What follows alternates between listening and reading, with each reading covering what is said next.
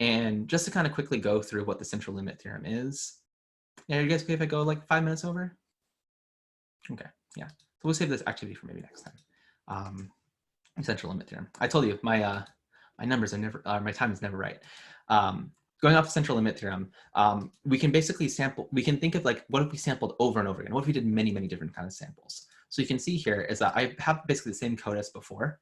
And you can see here the distribution, right?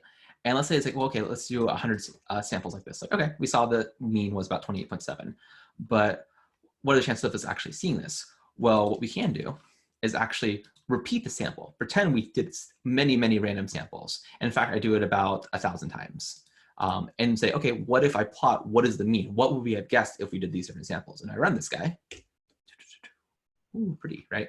And so what this represents basically is that each line, or I should say each point on that, histogram, right? Because this is how many times this has happened, is what that sample mean was. So if I did a random sample, my sample mean was 26.5 was that mean. That happened this many times. But you can see in general, it happens really close around here. And if you look at this really closely, what does the shape look like to you guys? I know you guys are thinking it. A histogram. It is a histogram, but it's a specific kind of histogram. A bell one. A bell curve, a Gaussian, a normal curve, right? So all that good stuff. And that's because actually it turns out we're kind of leading this what the central limit theorem does. And so we can say, okay, what is the mean of all these sample means? So we have all these different like averages from each sample. So each sample is like, Akiva does a sample, I do a sample, Steven does a sample, Nadine does a sample, like doing all these parts, right? And say, okay, what is the average of all of these sample means, right? And that's what we can check out. And we can see, is it close to the actual sample mean? And if I run this guy, you can actually see the sample mean, the mean of the sample means is 29.64, which you say, hey, that was pretty close because the actual population mean was 29.699. So I actually have a little extra part here. I think I had to, when I first did this, I had to add an extra bit of degree of precision just so we can see that there was a difference between the two. So you see that's pretty close. The percent error is about 0.2. So that's pretty cool, right?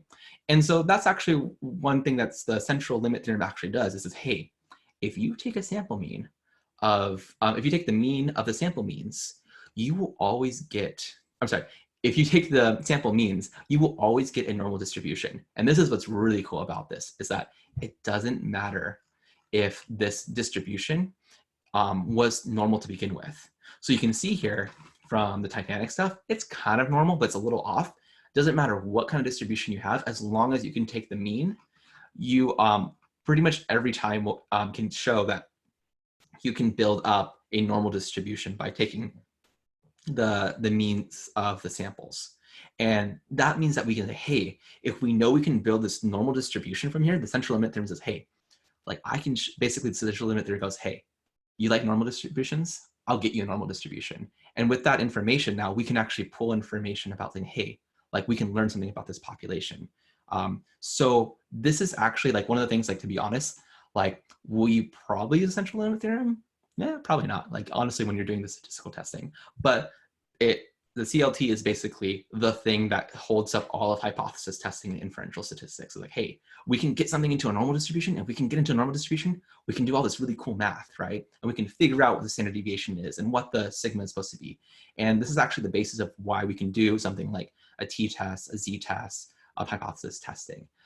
Basically allows us to pull this information out. And what's cool is the mean of this distribution, right? This mean of the sample means will be close to the true population. And what's also really cool too is that the sigma, well, technically standard error, but the standard deviation of like the sample means, we call them standard error, is actually smaller as we get more and more samples. So we can actually create this smaller and smaller part, and we can actually work backwards. So instead of going from saying, hey, let's get a bunch of samples and make this distribution and then figure it out, we can say, hey, what is the probability of me getting this one sample right here?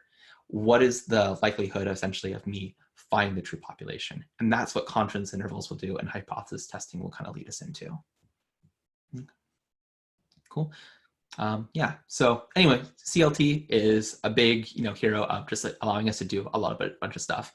We'll talk about this next time when we get into hypothesis testing. We'll mention about confidence intervals. Maybe we'll have time for the activity. Maybe I'll share that on Wednesday or something so you guys can do it on your own time. But any questions before we leave? I know I'm a little bit over, but do you guys have any questions at all for anything going over? No? Pretty good. Cool. Awesome. Yeah. Oh yeah, I like this little picture. Just I literally started this for a while and didn't notice it was a dog. But all right. So I will let you all go. I will see you hopefully on Wednesday for Wednesday check-in, stuff like that. Again, some quick things. Remember, if you haven't done your project assessment yet, make sure you have it all prepped up. I'll kind of check in with you. I have a few of them for tomorrow. So just make sure you have your stuff turned in through learn.co. If there's anything that comes up, whether it's tomorrow, Thursday, Friday, or whatever, make sure you just let me know. I can work with you and figure things out if something comes up or whatever. The important part is just communicate with me.